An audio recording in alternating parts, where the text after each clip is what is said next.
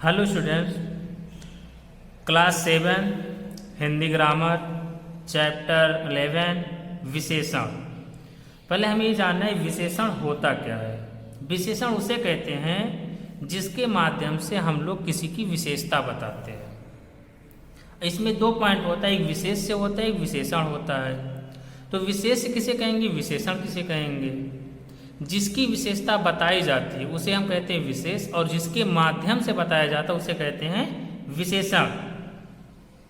जैसे भी कहा जाए लाल गुलाब, तो हम किसकी विशेषता बता रहे हैं, गुलाब की विशेषता बता रहे हैं। तो गुलाब क्या हो जाएगा, विशेष हो जाएगा। और किसके माध्यम से बता रहे हैं, गुलाब कैसा है, लाल है। तो जो लाल हो क्या हो जाएगा, विशेषण हो जाएगा। जैसे कहा जाए अभी सीमा पर बहादुर सैनिक डटे हैं, इसे विशेषण क्या होगा, सैनिक तो हैं लेकिन कैसे हैं, बहादुर हैं। तो बहादुर क्या हो जाएगा, विशेषण हो जाएगा। और सैनिक क्या हो जाएगा, विशेष हो जाएगा। बाग में 10 पेड़ हैं, पेड़ हैं लेकिन कितने हैं, 10। तो विशेषण कौन सा होगा, पेड़ होगा या 10। तो क्या होगा, इसमें 10 होगा, 10 विशेषण हो जाएगा और पेड़ क्या हो जाएगा, विशेष हो जाएगा। तो आप सबको समझ में आ गया होगा विशेष किसे कहते हैं और विशेषण किसे कहते हैं। और विशेषण के जो भेद इसमें दिया गया है, किसी संज्ञा या सर्वनाम की विशेषता प्रकट करने वाले शब्द को विशेषण कहते हैं। वो संज्ञा भी हो सकता है, सर्वनाम भी हो सकता है। जैसे कह दिया जाए वह सुंदर है, जैसे विशेषण क्या होगा, सुंदर। अब संज्ञा के स्थान पे सर्वनाम का प्रयोग किया गया वह, तो वह क्या हो जाएगा, विशेष से हो जाएगा। तो जो विशेषण होते हैं वो 3 प्रकार के होते हैं, गुणबोधक विशेषण, संख्याबोधक विशेषण और परिमाणबोधक विशेषण। इसमें आप लोग देखेंगे, इसमें जो है गुणबोधक विशेषण, इसमें क्या होता है, जिन शब्दों से संज्ञा सर्वनाम के गुण, दोष, आकार, स्थान, काल, रंग या दशा का बोध हो उन्हें गुणबोधक विशेषण कहते हैं। लेकिन इसके भी पार्ट होते हैं, जैसे गुण दोष सूचक शब्द होते हैं, आकार सूचक शब्द होते हैं, स्थान सूचक शब्द होते हैं, रंग सूचक शब्द होते हैं और दशा सूचक शब्द होते हैं। जैसे गुण दोष, कुछ लोगों में कुछ कमियां भी पाए जाते हैं, कुछ अच्छाइयाँ भी पाए जाते हैं। तो अब वो दिखाई तो पड़ेगा नहीं, जैसा वो व्यवहार करेगा उसके व्यवहार पर ही हम लोग कंफर्म कर सकते हैं कि ये अच्छा व्यक्ति है या गलत व्यक्ति है। तो जैसे कोई अच्छा होता है, कोई बुरा होता है, कुछ लोग सज्जन होते हैं, कुछ दुष्ट होते हैं, कुछ बहुत सीधे होते हैं, कुछ दयालु होते हैं, कुछ बहुत कठोर होते हैं, कुछ बहादुर होते हैं, कुछ न्यायप्रिय होते हैं, कुछ सत्यवादी भी होते हैं, कुछ दानी भी होते हैं, कुछ झूठे भी होते हैं, कुछ शांत होते हैं, कुछ अशांत भी होते हैं। ये सभी क्या हैं, उनके गुण और दोष के विषय में ये बताया जा रहा है। ठीक, इससे भी कंफर्म कर लेंगे कौन सा हो जाएगा, गुणबोधक विशेषण हो जाएगा। कुछ आकार सूचक होते हैं, कुछ मतलब कोई लंबे होते हैं, कुछ चौड़े होते हैं, कुछ छोटे होते हैं, कुछ बड़े भी होते हैं, आकार से कंफर्म हो जाएगा। या स्थान सूचक शब्द ऊंचा, नीचा, बाहरी, भीतरी, अगला, पिछला, स्थानीय, ये सभी क्या हैं, स्थान सूचक हो जाएंगे। फिर रंग सूचक होते हैं, कुछ लाल होते हैं, पीले होते हैं, पीला होता है, नीला, श्वेत, श्वेत मीन्स होता है सफ़ेद, कुछ सुनहरे रंग के होते हैं। दशा सूचक, जैसे गीला, सूखा, दुबला, पतला, अग्रिम, अग्रिम मतलब जो बहुत आगे रहते हैं, आंतरिक मतलब जो अपने अंतर्मन में ही सोच लेते हैं, इस टाइप के लोग होते हैं। तो टोटल मिलाकर कहा जाए तो जो गुण होता है तो उसको हम किसी, कोई जब बात करता है उससे ही पता चल जाता है, या कोई कलर देखकर हम समझ जाता अच्छा ये लाल रंग का, ये पीले रंग का। अभी कह दिया जाए मेरे हाथ में जो पुष्प है किस रंग का है, कोई नहीं बता पाएगा, लेकिन जैसे ही देखेंगे तो बता देंगे पीला है कि नीला है कि सफ़ेद है कि काला है। तो बिना देखे कुछ बताया नहीं जाए। कुछ लोग, कुछ चीज़ होता है जो अनुभव के माध्यम से पता चलता है, उसे भी गुणबोधक विशेषण कहते हैं। ठीक, इसके बाद आता है आपका संख्याबोधक विशेषण। इसमें क्या होता है, इसमें संख्या की ही प्रधानता होती है। इसमें आप लोग देखेंगे जो विशेषण शब्द किसी संज्ञा सर्वनाम की संख्या या क्रम का बोध कराते वो संख्याबोधक विशेषण कहलाते हैं। इसमें क्या होता है, संख्या होता है, उनका कोई क्रम होता है, उसे कहते हैं संख्याबोधक विशेषण। जैसे अभी कह दिया जाए कि वहाँ पर 10 आम पड़े हैं, तो 10 आम पड़े हैं, तो किसमें, संख्या में आ रहा, तो संख्याबोधक विशेषण हो जाएंगे। या इस कक्षा में 40 छात्र हैं, तो 40 क्या है, संख्या है, तो क्या हो जाएगा, संख्याबोधक विशेषण। सब लोग चले गए, सब लोग मतलब कुछ गिनती में होंगे, तो क्या हो जाएगा, संख्यावाचक विशेषण हो जाएगा। इसके बाद आता है एक निश्चित वाचक संख्या एक होता है निश्चित संख्याबोधक विशेषण, एक होता है अनिश्चित संख्याबोधक विशेषण। निश्चित में क्या होता है, उसमें कन्फर्म रहता है, जो कुछ न कुछ से संख्याएं दिए जाएंगी, और अनिश्चित में संख्याएं नहीं रहेंगी, इसे कुछ दे दिया जाएगा। जैसे कहा जाए कि इस कक्षा में 40 छात्र हैं, तो क्या हो जाएगा, निश्चित संख्याबोधक विशेषण हो जाएगा। अब ये कह दिया जाए इस कक्षा में कुछ छात्र हैं, इस कक्षा में कुछ छात्र हैं, तो कंफर्म नहीं कितने, तो क्या हो जाएगा, अनिश्चित संख्यावाचक विशेषण हो जाएंगे। इसके बाद देखेंगे परिमाण बोधक विशेषण। इसमें क्या होता है, जिस शब्द से माप या तौल का बोध होता है उसे परिमाण बोधक विशेषण कहते हैं। इसमें आपको ये ध्यान देना है, कुछ चीज़ें ऐसी होती हैं जो गिने नहीं जाते हैं, जैसे चावल, वो गिना नहीं जाएगा। तौल कर, अगर कोई चीज़ तौल कर आपको दिया जा रहा है या किसी चीज़ से नाप कर दिया जा रहा है, नापना और तौलना ये आ रहा है, तो क्या हो जाएगा, परिमाण बोधक विशेषण। जैसे मान लिया आप कपड़ा खरीदने गए तो नाप कर ही देते हैं कि ये 5 मीटर, ये 2 मीटर, ये 3 मीटर नाप कर दे रहे हैं, इसका मतलब क्या हो जाएगा, परिमाण बोधक विशेषण हो जाएगा। मान लीजिए अभी आप चावल लेने गए तो 1 किलो चावल दे दीजिए, 2 किलो चावल दे दीजिए, तो क्या हो जाएगा, परिमाण बोधक हो जाएगा। या मान लीजिए आप तेल लेने गए या दूध लेने गए तो नाप कर ही दिया जाता है, 1 लीटर या 2 लीटर या 5 लीटर जितना भी चाहिए, तो ये भी क्या हो जाएगा, परिमाणवाचक हो जाओ, परिमाण बोधक हो जाएगा।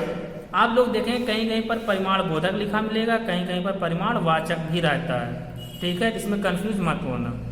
इसमें भी निश्चित होता है और अनिश्चित होता है। अगर संख्याएं दी जाएंगी तो निश्चित हो जाएगा, यदि संख्याएं नहीं दी गई हैं तो अनिश्चित हो जाएगा। जैसे अगर कहा जाए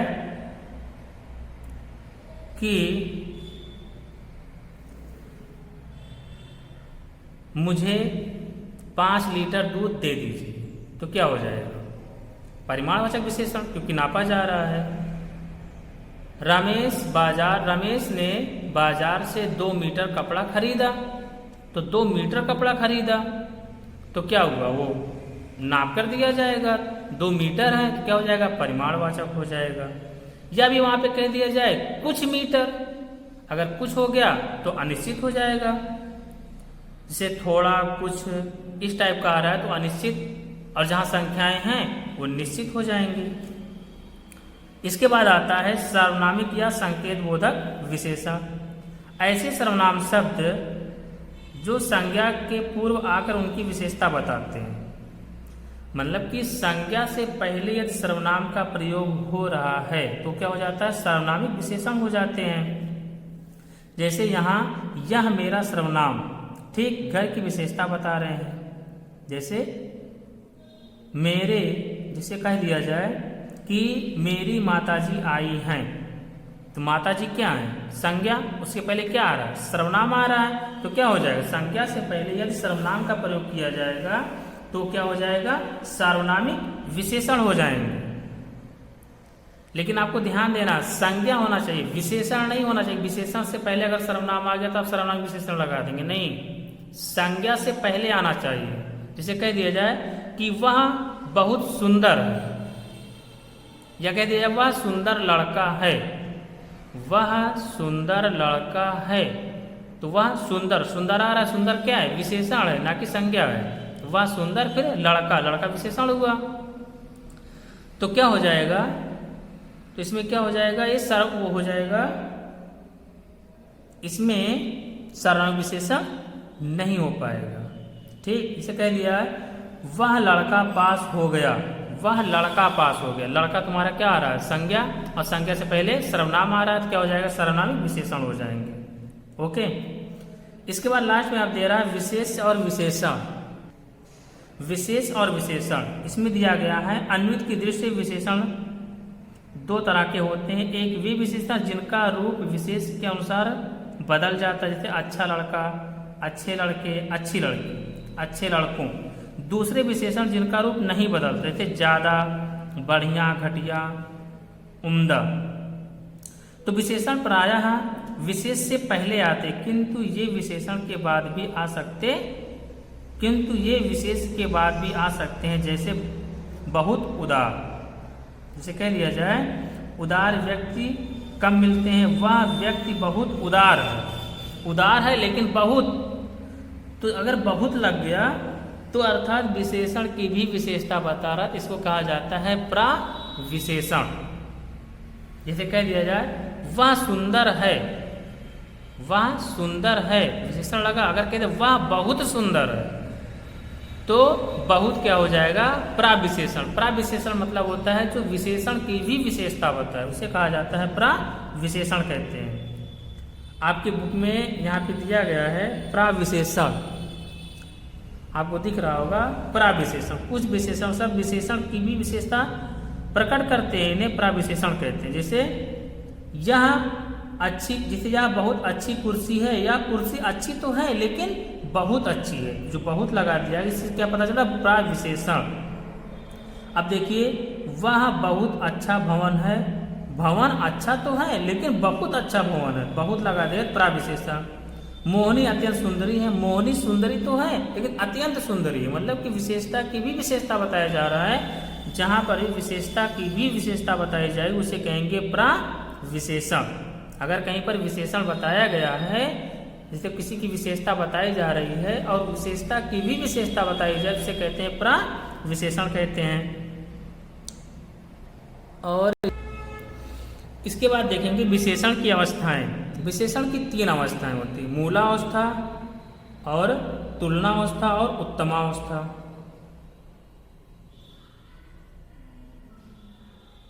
इसमें आपको कुछ नहीं करना है, ठीक है। मूलावस्था होता है जो मेन होता है, जैसे कह दिया जाए सुंदर, सुंदर क्या हो गया, मूलावस्था हो गया। अगर उसी में हम तर जोड़ देंगे तो तुलनावस्था हो जाएगा, तर जोड़ेंगे तो तुलनावस्था और तम जोड़ देंगे तो उत्तमावस्था हो जाएगा, ठीक। जैसे दे दिया जाए अभी सुंदर, ठीक, अगर हम उसमें तर जोड़ दिए तो क्या हो जाएगा, सुंदर तर, तो क्या हो जाएगा, तुलनावस्था। और अगर सुंदर लिखा गया उसमें हम तम जोड़ दें तो हो जाएगा सुंदर तम, तो क्या हो जाएगा, उत्तमावस्था हो जाएगा। अगर हम तम को हटा देंगे, अगर मान लीजिए दे दिया गया सुंदर तम का मूलावस्था क्या होगा, तम को हम हटा देंगे बचेगा क्या, सुंदर, जो सुंदर बचेगा वो मूलावस्था हो जाएगा। और जैसे ही तम जोड़ेंगे उत्तमावस्था हो जाएगा। जैसे दिया गया सुंदर तर, तर जोड़ेंगे सुंदर में तो क्या हो जाएगा, तुलनावस्था हो जाएगा। और जैसे ही तर हटा देंगे फिर मूलावस्था हो जाएगा। किसी तरह से पूछा जाए तो आप बता सकते हैं, जैसे ही आप किसी भी मूल शब्द में तर लगाएंगे तो हो जाएगा तुलनावस्था, और उसी को उत्तरावस्था भी कहते हैं। तुलनावस्था को उत्तरावस्था भी कहा जाता है। इसमें आपकी बुक में नहीं दिया गया है लेकिन हो सकता है आगे आपको मिले। तुलनावस्था को उत्तरावस्था भी कहते हैं। तर लगाएंगे तो उत्तरावस्था हो जाएगा अर्थात तुलनावस्था हो जाएगा, तम लगाएंगे तो उत्तमावस्था हो जाएगा, और तर और तम जैसे ही हटाएंगे वो मूलावस्था में बदल जाएगा। जैसे कह दिया जाएगा अधिक, अधिक को कहा गया तुलनावस्था बदल गई, तो सीधे अधिक में हम तर जोड़ देंगे तो हो जाएगा अधिकतर, तुलनावस्था हो जाएगा। और जैसे कहेंगे अधिक का उत्तमावस्था क्या होगा, तुरंत हम तम लगा देंगे तो हो जाएगा उत्तमावस्था। या भी कह दिया जाए अधिकतम का मूलावस्था क्या होगा, जैसे ही तम हटाएंगे तो मूलावस्था मिल जाएगा, अधिक आपको मिल जाएगा। अधिकतर का मूलावस्था क्या होगा, तर हटा देंगे तो अधिक बचेगा, अधिक आपका हो जाएगा मूलावस्था। तो संभवतः ये जो अवस्थाएं, विशेषण की अवस्थाएं आप सभी को अच्छे समझ में आ गए होंगे। ओके, बाकी इधर जो दिया गया इसको आप लोग अच्छे से पूरा पढ़ लीजिएगा, ठीक है। जैसे दिया गया है दो विशेषणों की तुलना करने के लिए से और की अपेक्षा तथा की तुलना में पदों का प्रयोग विशेषण से पूर्व करते हैं। जैसे इस वृक्ष से वह वृक्ष ऊंचा, इसमें क्या तुलना किया जा रहा है। यह पेड़ उस पेड़ की अपेक्षा ऊंचा है, वह पेड़ इस पेड़ की तुलना में ऊंचा, इसमें तुलना किया जा रहा है। बाकी जितने दिएगा आप लोग अच्छे से पढ़ लेना। ओके।